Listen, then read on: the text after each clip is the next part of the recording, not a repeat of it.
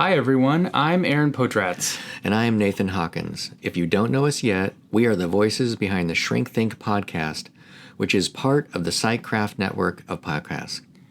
We are so proud to be a part of this network, along with the therapy show with Lisa Mustard and the great work she's doing to help people in their journeys. And if you haven't discovered the Shrink Think podcast, you can find us wherever you listen to your podcasts. We'd love for you to join us as we seek to help you with your relationships, your healthcare practices, and your therapy journey. Join us as we bridge the gap between clients and therapists. And be sure to check us out at shrinkthink.com/podcast and take our free e-course. And have a great day.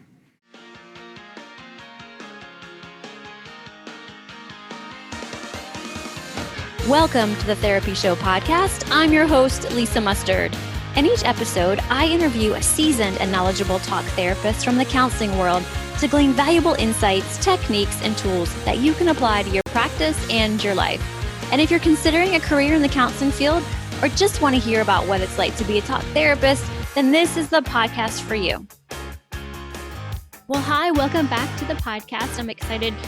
I'm so excited this week to share that I finally hit 100 episodes. I'm actually past 100 episodes. I think I'm more like at 103, 104, but I just realized that I hit 100 episodes about 2 weeks ago. And I've been thinking a lot about what I've learned since starting the show. And I wanted to share with you guys a couple things that I've learned, and maybe they'll resonate for you too, as maybe you've, over the past couple months taken on something new and you're wondering, should you keep going with it? Is it worth your time? Is it worth your energy? And I'm going to share why I think it is and the lessons that I've learned. So let me just backtrack and say that so I have over 100 episodes, but on my podcast cover art, you might see like number 97 or 95 show up. And the reason for that is, I don't know if you guys recall, but I did a Midlife Magic series in the middle of the show. So I count those episodes as part of my 100. They're not 100 of the therapy show, but they're 100 episodes that I've recorded. So I'm counting those in the mix. So I know it might be confusing if you look at my podcast cover art, but this is whatever number this is, I can't recall. It's 90 something of the therapy show, but I have recorded those other episodes that I'm counting to this 100 episodes. So bear with me as I get this all, figured out. I'm also dealing with a cold, caught something late last week. It's going around my kids, my husband. So now it's my turn. So pardon my raspiness or any kind of congestion that you hear in this episode. But I've been through so many emotions with this podcast, from birthing the idea to planning for this episode. I mean, man, I have ridden that roller coaster many, many times. I want to share with you in this episode what it's been like for me to start the show, keep it going and growing, plus the lessons that it's taught me along the way. So let's talk a little bit behind the scenes first of the idea to create this podcast. You may or may not know this. I've shared this in other episodes, that I got this idea to start a podcast and do continuing education when I was at the Low Country Mental Health Conference a couple years ago, prior to the pandemic. And I share more in other episodes, but I'll just give you a brief overview. So I was sitting in the audience and I was looking around the room, and I was excited to be there in Charleston, but I also was kind of upset or sad that I had to sit in a chair for 8 hours every day. I was wondering if I could take the information that I was learning and put it in a podcast form or an audio content, so I could be out exploring Charleston, walking the harbor or walking down King Street or at the beach, whatever. So that's where the idea really started to kind of percolate, was when I was sitting at that conference. And then I kind of put it in my back pocket for a little bit. And then about 6 months later, my mother-in-law was reading us this book, What Do You Do with an Idea? And I realized hey, I have this idea and I'm just sitting on it. No one else is really doing it. What's keeping me from starting this podcast? So that's how it all started. And then I started to investigate how to do a podcast. And, honestly, I listened to so many podcasts and I knew what I enjoyed in a podcast. So I just wanted to emulate what I enjoy, which is energy and fun and vulnerability and authenticity. And I knew that I had to bring a lot of value if I wanted to get listeners. So I knew that's what I needed to bring to the show. I did at first hire somebody to kind of guide me through the process, but I was always a couple steps ahead of him. And so eventually I said, you know what, I appreciate you, but I don't need you anymore. I'm just going to keep going. I'm learning as I grow it. I'm learning how to do this. The first time I hit record, I was so nervous. In fact, if you go back and listen to episode 1, I sound very robotic and I sound very nervous and I sound very intimidated by this whole hit and record and starting to the podcast. Thankfully, my good friend and grad school sister, as I like to call her, Nicole Deems, she was my first guest, and she got it. She was very cool, and she was probably way less nervous than I was. But if you go back and listen to the first couple of episodes, you'll kind of hear a little bit of the shakiness and roboticness, robot.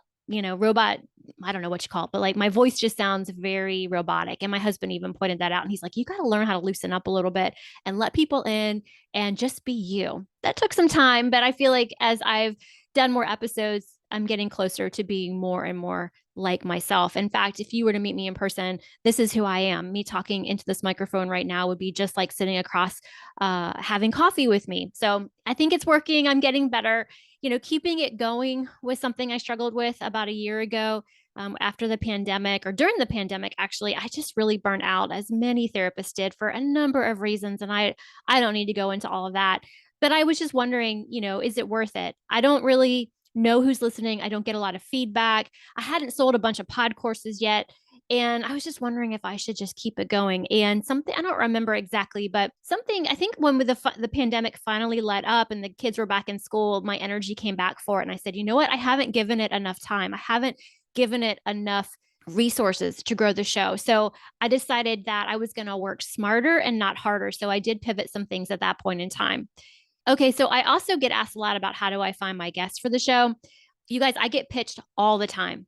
And 99% of the time, those pitches aren't a fit for my show at all. I wonder if they even listen to my show or even give it, any bit of research. Every now and then I get somebody who has listened, and in their pitch, they tell me they listened to an episode and this is what they learned. And those are the best pitches because they actually take the time to like review the show and make sure it's a fit.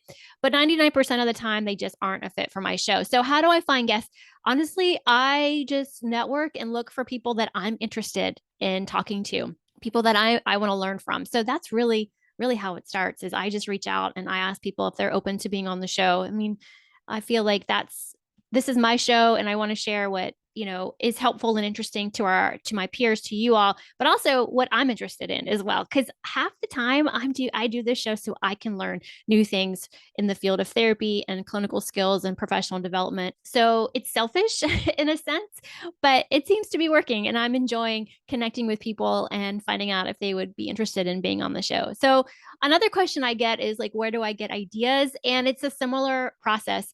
And I've pivoted the show here and there. Like I said, I did the midlife magic episodes because I'm really interested in midlife topics. If you guys didn't know, I actually coach a lot of women 35 plus who are dealing with the midlife blues, or the midlife meh, as I like to call them. A lot of the women state that they feel unfulfilled in their work.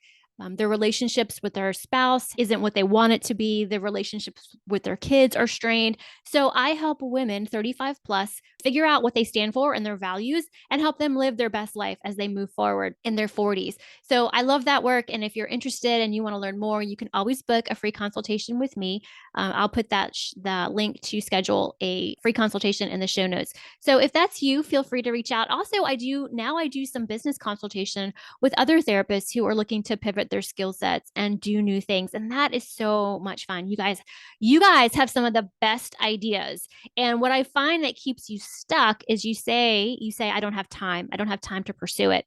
And I want to challenge you on that, because we all have the same amount of hours in a day. We all have this, we all have 24 hours in a day. And of course you got to eat and you got to sleep and you got to work.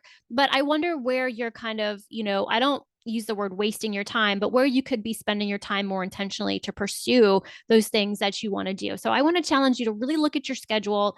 And if this is important to you and it's a value that you have, values are so important, like so important. A lot of people don't even know what their values are, which we explore when you coach with me.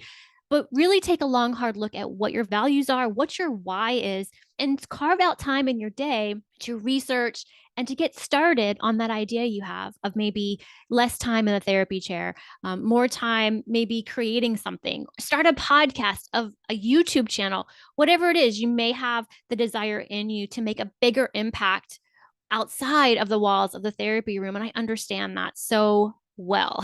Truly, I do. So if you want to do a consultation on that, feel free to book a call with me as well. Okay, let's talk about more, or I'm going to talk about more the 10 things that the 100 episodes of podcasting has taught me. So, number one, this was a quote that my life coach said to me years ago, is where your focus goes, your energy flows. So, really think about that. Where you put your focus, that's where your energy goes. And as I already stated, we only have a certain amount of time in our day to put our focus towards, right?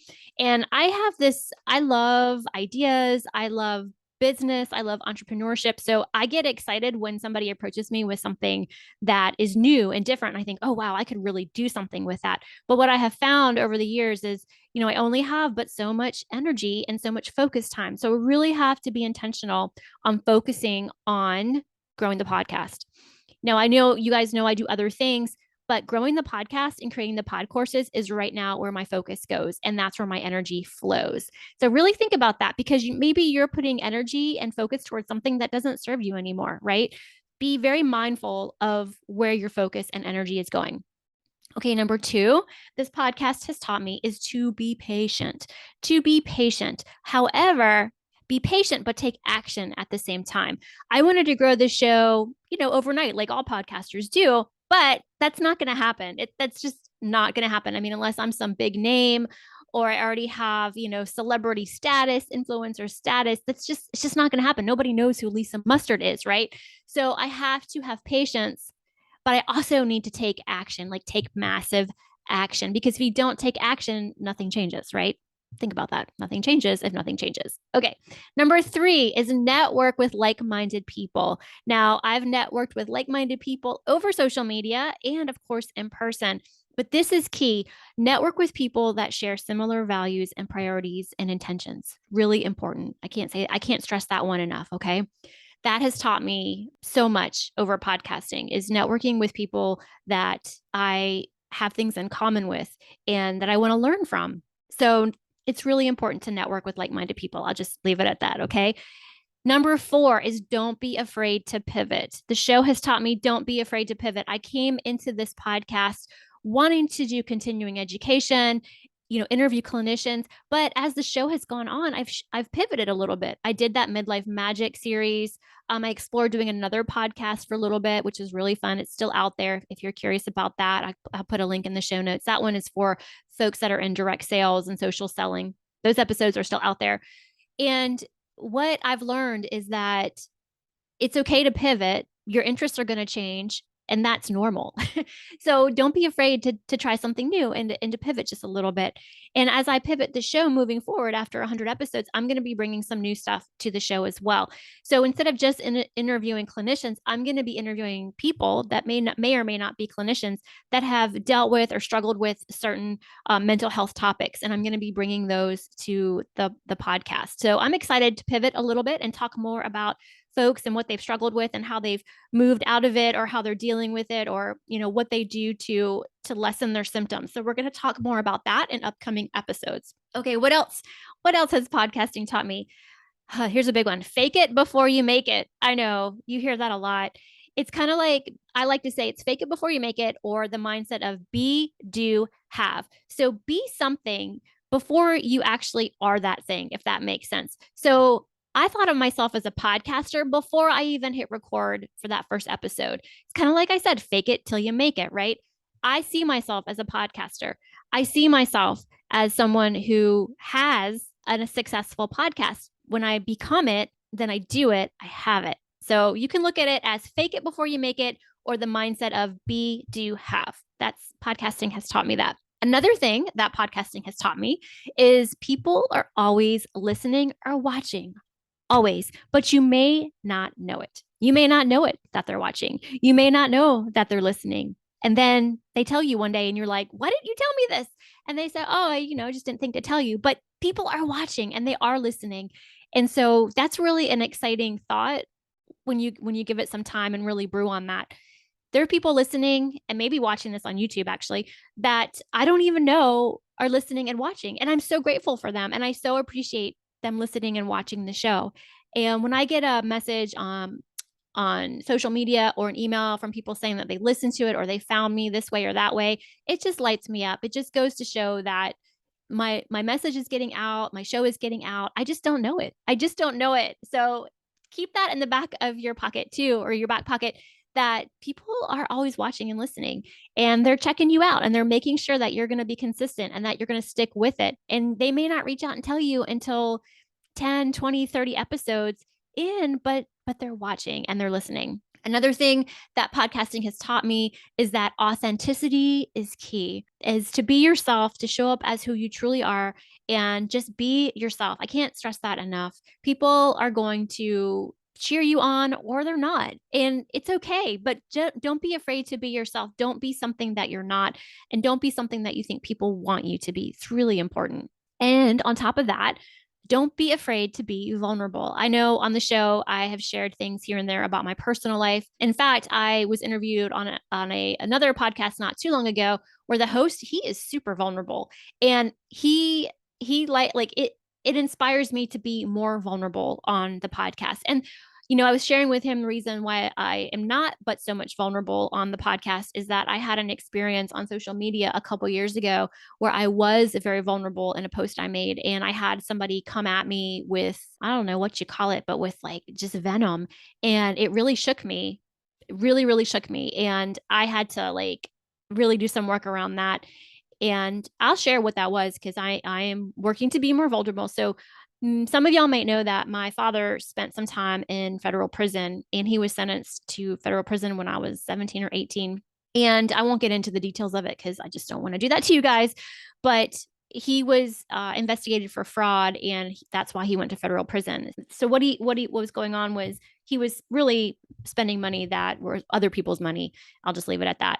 And this person on social media made a post about being my father's daughter because he's still my father. I still respect his mindset, his business mindset. I still respect what he did prior to doing things that weren't legal. I still respect his energy for entrepreneurship and business. I'm not proud of the fact that he did what he did, but he's still my father, and I still love him. Even though our relationship is somewhat strained, I still love my father. He is my father. And this person, she just left this nasty comment about my father and all these people that, he did wrong. And I agree, like he did people wrong. But man, she came at me. And that just stung because I was like, first of all, lady, I am not my father. And second of all, you're attacking me for something that my father did. I don't know. It really, really took me for a loop. So since then, I've been really careful about what I share regarding how I grew up and the things that I experienced. But I know that sharing my story helps other people. So if you are a child of someone who's been to federal prison, or you're the child of a very traumatic divorce, I feel you, I get you, and I'm here for you. I know what that feels like. Okay, another lesson that podcasting has taught me is to ask for what you need. Don't be afraid to ask for help. This is really important because I'm kind of a loner. I like to figure things out. I like to do things on my own. I don't need help. I don't need no stinking help is kind of my mindset. But that doesn't serve me at all. And because it doesn't help me help you guys. It doesn't help me serve you better or with more value. So over the past, probably 20 episodes, I have reached out for some support and for some help in, content, what would make the show better, maybe promoting the show a little bit differently. So asking for what you need and asking for help, there's no shame in that. Like I've learned that, and I'm excited to share that being a part of the PsychCraft Network is a way that I have now asked for help and asked for support. And it's probably one of the best decisions I've made in terms of business in a very long time. So I'm really excited about that network. So be sure to check out the network and see the other podcasters that are a part of the network. I'll put a link in the show notes. Also, you guys know my website. Oh, my website went down a few weeks back, and first it was a nightmare. Then it was a bad dream. And now I'm at this point of acceptance with it. And so I asked for help. I asked my friend Mike Reyes, who is an incredible digital marketer and website builder. And he's actually building me a brand new website experience. That was him. I think if you guys heard that text message come through, that was him asking me if I had time to, let's see, do you have Yeah. So if I have time to test the new website. So pretty soon I'll have a new website that will link to the new pod course learning management system. And eventually I will get all of those pod courses over to the new learning management system. And Mike's been great. I hope he's listening. Mike, you're awesome. You are just the person that has made this whole, entrance into digital marketing and digital business just easy and turnkey. And I'm so grateful for you, man. So thanks so much for everything that you do. And last but not least, you are not going to be everyone's cup of tea. And that's okay because you can't please everyone. I have learned that, right? I have learned that one as well. So I just want to share that don't be afraid to be you. Don't be afraid to be authentic. Don't be afraid to be vulnerable because you are going to attract the right people into your world when you are you and when you're authentic and congruent and you shine your light and you just go out and do the things that light you up, you are going to attract the right people. I can't stress that enough. If once you do those things, new opportunities are going to present themselves. You're going to be able to provide solutions to things that you didn't realize that you could do. And that's awesome. So when you're yourself, you're going to attract the right people. So once again, you're not going to be everyone's cup of tea, but that's okay because you can't please everyone and you shouldn't have to. I mean, gosh, what is it they say? We're not chocolate. We can't please it. I don't know, something like that. I don't even know if that's the right thing, but it's okay not to be everyone's cup of tea. I don't want to be everyone's cup of tea. I want to be, if you and I are drinking the same kind of tea, then that's great. But if we're not, just bless and release and move on. You can't convince everybody to stick around and cheer you on. And that's totally okay. So you guys, this was a fun episode to put together. That was actually 10 things that podcasting has taught me. I'm going to review them one more time just so you have them because I want to make sure that they really stick with you, maybe inspire you, motivate you to take that next step to the thing that you want to do, which could be podcasting. I never regretted starting this podcast, you guys. I've never regretted starting any of my podcasts. I'll just leave it at that. So number 1 was where your focus goes, your energy flows. Number 2, be patient. Have patience, but take action. Number 3, network with like-minded people over social media and in person. Number 4, don't be afraid to pivot. Number 5, fake it till you make it, or the mindset of be, do, have. Number 6, people are listening and watching, but you may not know it. Number 7, authenticity is key. Number 8, don't be afraid to be vulnerable. Number 9, ask for what you need or ask for help. And number 10, you're not going to be everyone's cup of tea, and that's okay because you can't please everyone. So I hope you guys found this episode fun. I hope you found it entertaining. If you are liking my show, if you like my content, I would love it if you would head over to your podcast platform player of choice, hit that 5-star rating. And if you're up for it, leave me a review as well. And if you want to get that free consultation for life coaching or business consultation coaching, go ahead and grab a 20-minute consultation. Just click the link in the show notes. And I hope you guys have a great day. Talk to you soon. Well, that wraps up another episode of The Therapy Show with Lisa Mustard. I know there are hundreds of thousands of podcasts out there, and I'm thankful you've chosen to listen to mine. Be sure to visit lisamustard.com to access the show notes and discover more fantastic content. And I'd be grateful if you subscribe to the show. Thank you.